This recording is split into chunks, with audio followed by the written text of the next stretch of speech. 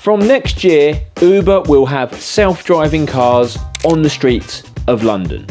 But I'm actually incredibly excited about this as a London taxi driver. For now, at least.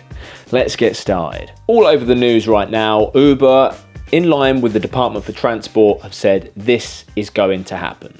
And I know it's going to happen. It's not a pie in the sky idea. I've even seen some of the wave cars already out in London with drivers at the wheel assisting them through autonomous trials. I mean, I love how badly some of the journalistic entities have covered this. Uber brings forward trialling driverless taxis in UK. They're not taxis. They don't have a taxi meter fitted for them. They're not publicly hired, so it's not a taxi. They can't actually use that. And as said, I think this is very good news for London taxi drivers. I'm not dismissive of this technology because it is very much here. The exact logistics are going to be quite fun to play out. Next year is going to be incredibly exciting for me as a taxi driver. I can't wait to see this in action. And it still hinges on the Automated Vehicles Act. So it's still got to go through Parliament, because when I've seen the wave cars in testing, there's been a driver behind the wheel just to ensure it doesn't do anything crazy. So to begin, the first really good bit of news in this is that Uber are bringing this in. If it was a third-party company that said, oh, we've got autonomous vehicles, we're bringing this into London,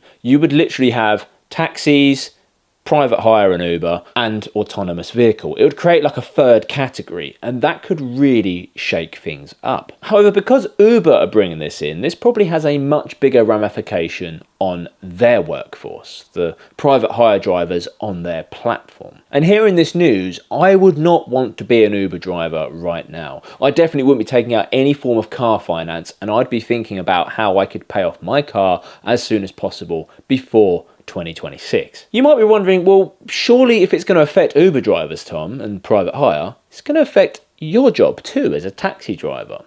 Well, the way I'm approaching this, it's almost like Michael O'Leary of Ryanair has turned around and said, we've got self-driving planes now. I think Richard Branson wouldn't be quaking in his boots. In fact, he'd probably double down on his service levels at Virgin. Ultimately, that's kind of what Virgin is known for, is that service element, whereas Ryanair is known as a cheap, cost-effective airline. And this is how it will play out with taxi and private hire. The kind of people that would get into an Uber might be more cost-conscious than, say, a London taxi passenger. So they're going to be agnostic to whether there's a driver there or not. In terms of pricing, one of the news articles said, Uber launched a robo-taxi service in Austin, Texas in March, and said its driverless vehicles could work for 20 hours per day, 7 days per week. Customers there can choose whether to take a robo-taxi, if there's one available, with no difference in the fare. Now, let's look at this best case scenario.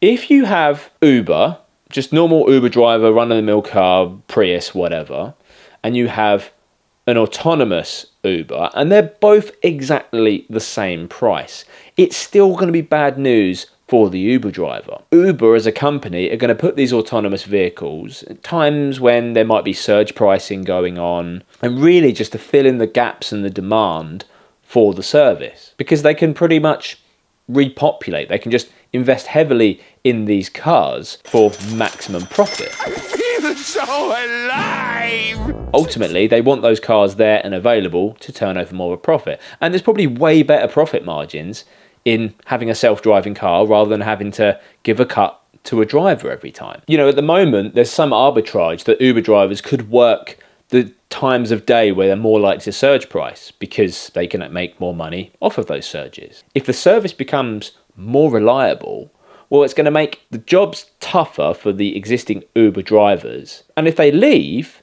well, that's just going to play into Uber's hands exactly, because they can just scale up the driverless cars, which is going to have better profit margins than paying self-employed workers. The Department for Transport says the industry could create 38,000 jobs and add 42 billion to the UK economy by 2035. But what about the 109,000 Uber drivers in London alone? You might make 38,000 jobs, but you're going to lose a lot more jobs along the way. And irregardless of what those drivers earn, each one of those drivers is paying into the UK economy when they do their tax return. If you get rid of those drivers and it becomes autonomous vehicles, well, that money is just going to go into Uber, which is a foreign entity which pays not much tax in the UK anyway. For how much they're pushing this innovation, the government might actually be shooting itself in the foot in terms of the lost revenues from those drivers paying taxes in the UK, because the robot is going to be owned by Uber, which I'm sure they'll probably shell off to the States, offshore, wherever they want to do it. Tax, right? Uber services will initially have a human in the driver's seat who can take over the control of the vehicle in an emergency, but the trials will transition to being fully driverless. This legislation will require self-driving vehicles to achieve a level of safety at least as high as competent and careful human drivers.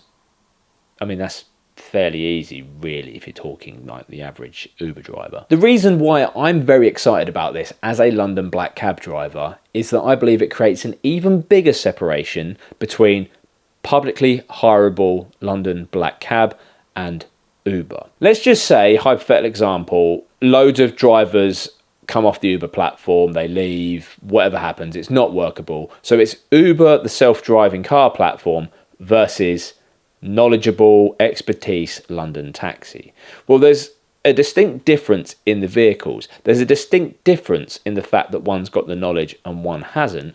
But even more so, it's driver versus computer. You could argue that a private hire driver working for Uber might have 20 years of experience private hire way before Uber came along, right? Private hire drivers have existed in London for decades. So they might arguably have as good an understanding of the West End as me, just because of sheer exposure and osmosis to the streets. But London cab driver versus computer, game on. I don't know if I'm still being really naive to this, but there is studies out there that already say that black cab drivers could actually help inform AI in how we make our route calculations, because the way that a sat-nav generates a route versus how a black cab driver does is just completely different. I've said this before on the channel, and I'll leave the video over here as a pretty cool, accurate prediction. Black cab drivers are the closest thing already to an autonomous vehicle,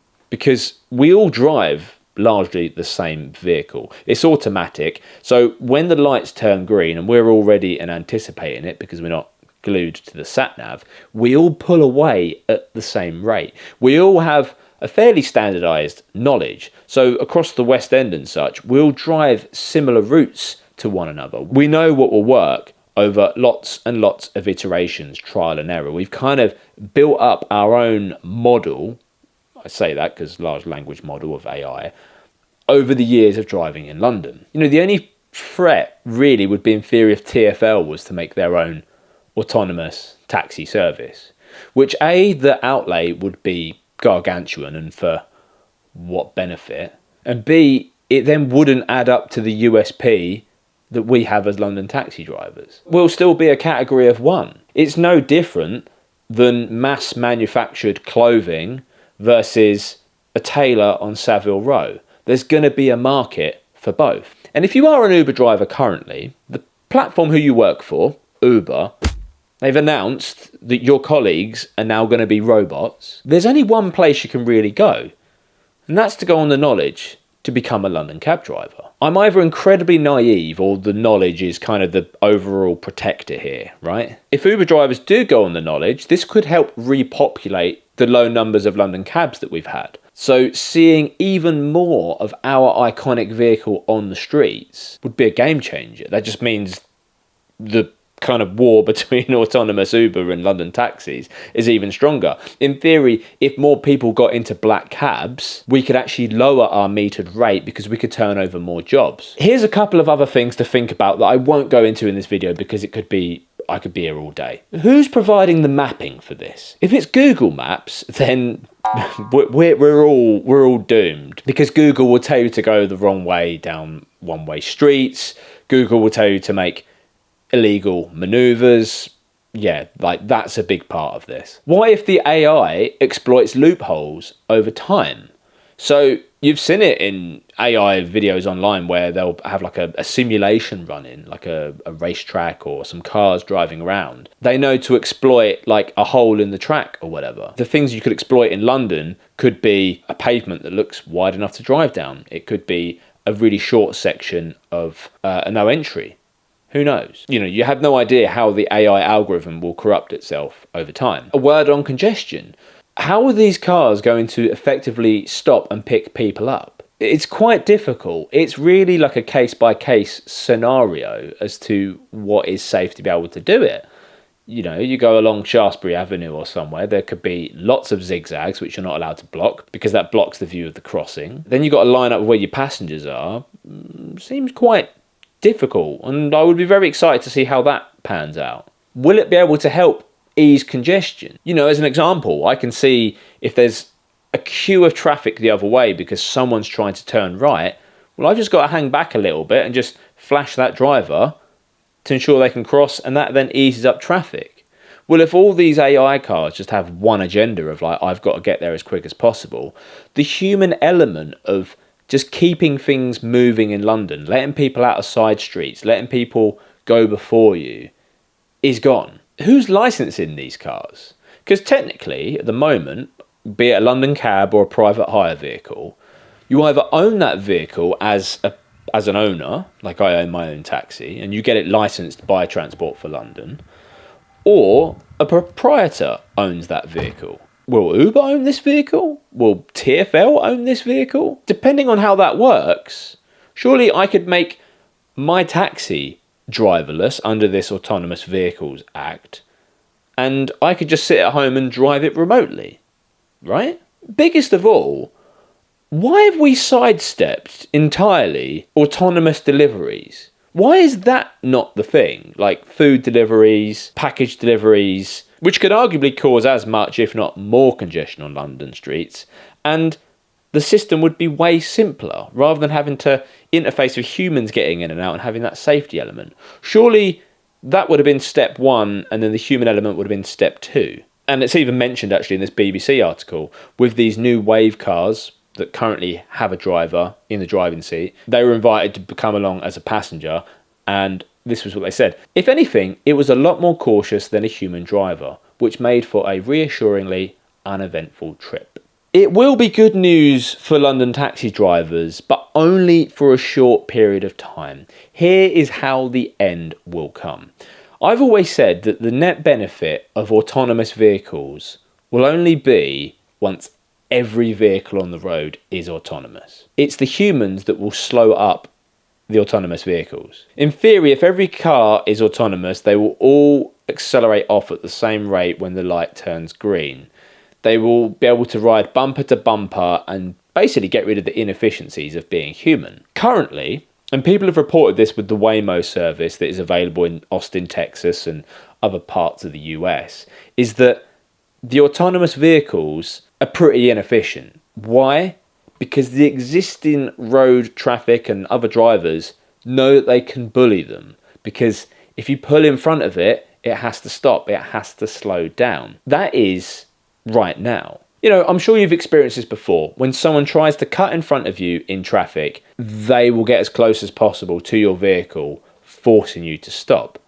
Now, currently the way the autonomous vehicles have been working in the US is that they will back down if a car does that. But who's to say in the future that the compassion on this algorithm gets turned down ever so slightly and the aggression gets turned up a little bit more? These cars are going to be able to outmaneuver, outdrive me or any other professional driver on the road. That's inevitable. They're robots, right? I'd expect that to happen. But what happens if it then clips me and gives me a polite nudge, a polite kiss? Well, good luck explaining that to the insurance company. I'd like to make an insurance claim against Uber or Google or any other big tech company. What would they say? Well, it's an AI. It can't crash. You must have crashed into it. And then as a result, my job becomes impossible. I can no longer drive on the streets amongst these AI vehicles. And that is how all the vehicles in the world will become autonomous. I'd love to know your thoughts on this one, because it's going to be an exciting couple of years to come in London. And for as long as possible, I'm still going to be about. I'm going to be offering my unique insights into London, commanding my expert knowledge and just sharing that with every passenger that I have. See you again soon.